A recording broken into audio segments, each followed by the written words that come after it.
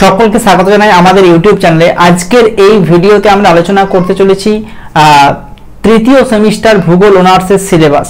তৃতীয় সেমিস্টার আজকের ভিডিওতে আলোচনা করছি কলকাতা এবং ওয়েস্ট বেঙ্গল স্টেট ইউনিভার্সিটির কি সিলেবাস রয়েছে।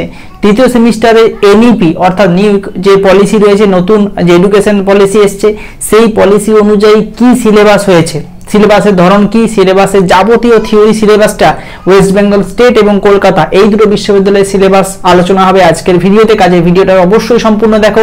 আর একটা ইনফরমেশন তোমাদের জন্য, আমাদের অনলাইন ক্লাসের অ্যাডমিশন কিন্তু অলরেডি শুরু হয়ে গেছে।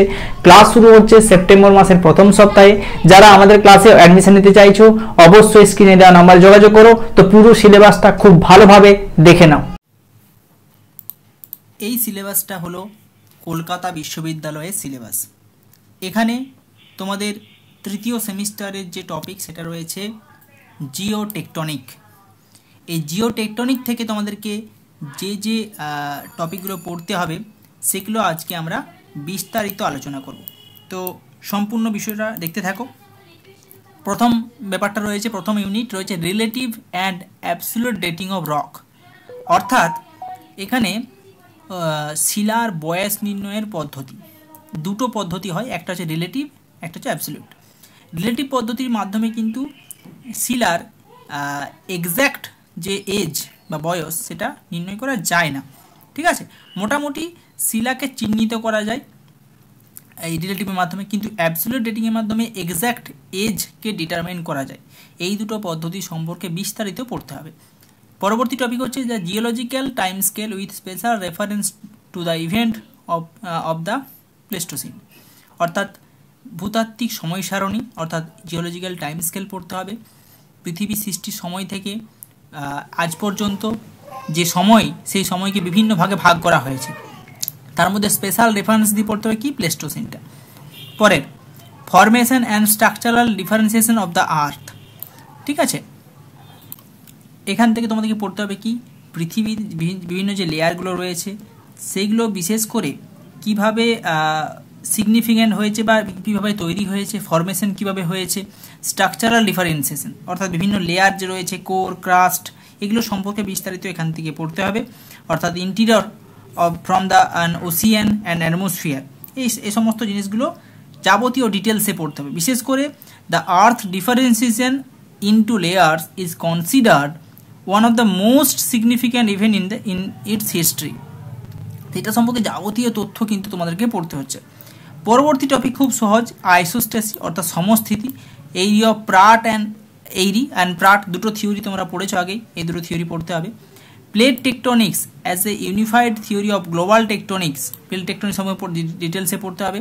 প্রসেসগুলো পড়তে হবে, কোন প্রসেস হচ্ছে, and landform at the plate margin, পাত সীমানায় কী কী ভূমিরূপ তৈরি হয় এবং হটস্পট সম্পর্কে পড়তে হচ্ছে। জেনেটিক ক্লাসিফিকেশন অফ মাউন্টেন, পর্বতের জেনেটিক ক্লাসিফিকেশনগুলো পড়তে হবে।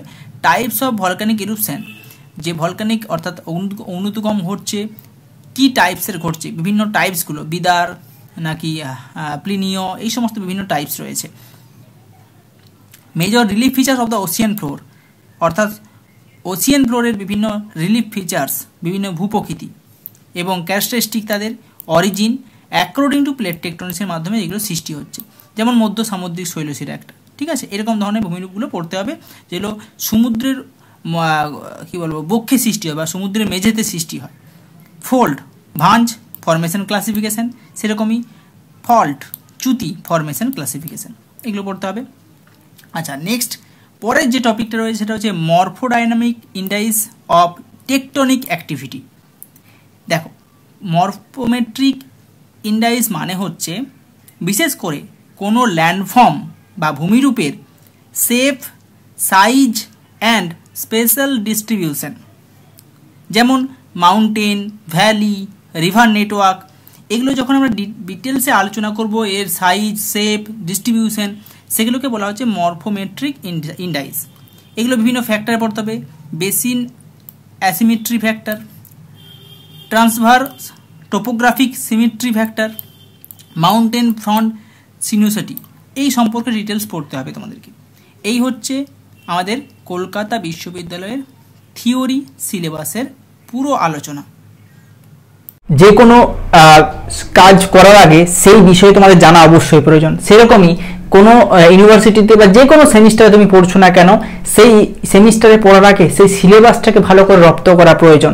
তো এটা গেল কলকাতা বিশ্ববিদ্যালয়ের সিলেবাস। এবার তোমাদেরকে দেখাই West Bengal state university syllabus কেমন, সেই জায়গায় কি কি রয়েছে, কি কি পার্থক্য রয়েছে ইউনিভার্সিটির সঙ্গে, তাহলে বুঝতে পারবে যে তোমাদেরকে কিভাবে পড়তে হবে। তো যাবতীয় তথ্য এবার দেখে নাও ওয়েস্ট বেঙ্গল স্টেট ইউনিভার্সিটি।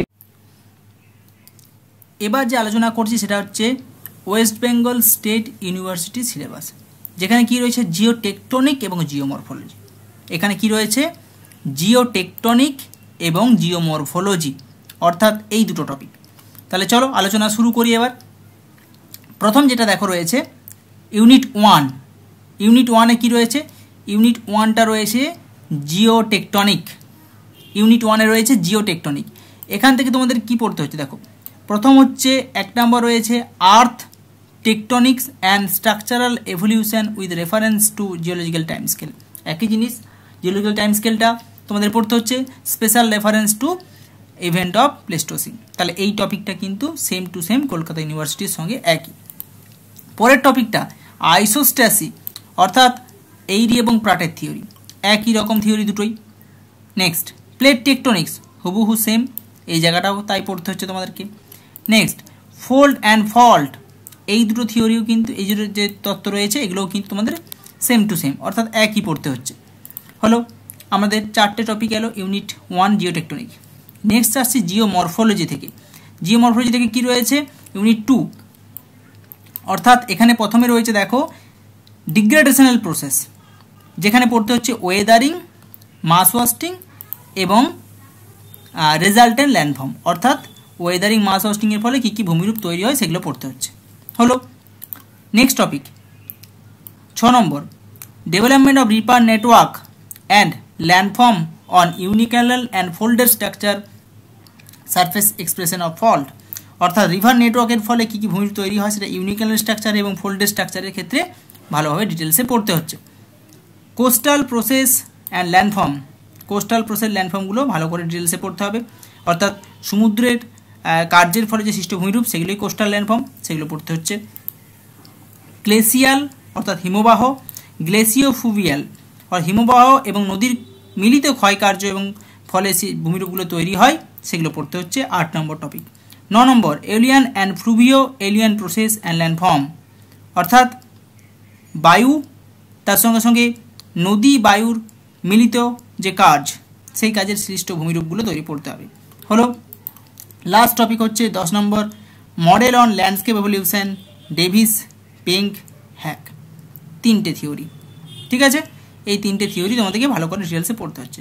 অর্থাৎ আমরা সিলেবাসের দিকে নজর দিই, জিওটেকটনিকের যে টপিকগুলো রয়েছে এগুলো কিন্তু কলকাতা বিশ্ববিদ্যালয়ের সঙ্গে হুবহু একই, এবং তোমাদের বাড়তি জিওমরফোলজি দেওয়া হয়েছে এটা একটু আলাদা, এটা বিশেষ করে পুরনো সিলেবাসের যে প্রথম সেমিস্টারে ছিল তার সঙ্গে একই করেছে। এই হচ্ছে পুরো সিলেবাস আলোচনা। তো তোমাদের ভিডিওটি কেমন লাগলো কমেন্টে জানিও এবং অবশ্যই ভিডিওটি শেয়ার করে দিও।